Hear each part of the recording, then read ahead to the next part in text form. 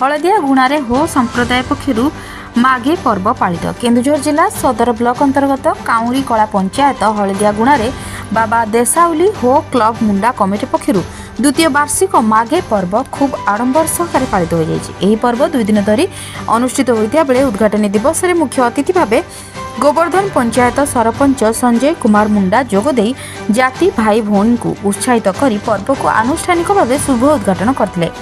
वर्ष सारार राग रुषा को भूली हो संप्रदायर आदिवासी महिला पुरुष एकत्रित हुई पारंपरिक पोषा परिधान करी कांध को कांध मिसई हाथ को हाथ धराधरी हुई दिन राति नाच गीत मजिथिला संप्रदायर लोके।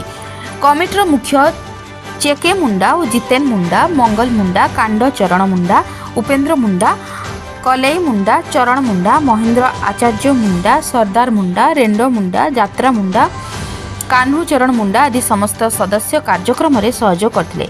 माघ मास को वर्षर सबुठारु पवित्र मास भाव ग्रहण कर आदिवासी माने नियारा ढंगरे पालन करुवा एही पर्व रे भूमि पूजा एवं कूल पूजा को गुरुत्व दिया जाय।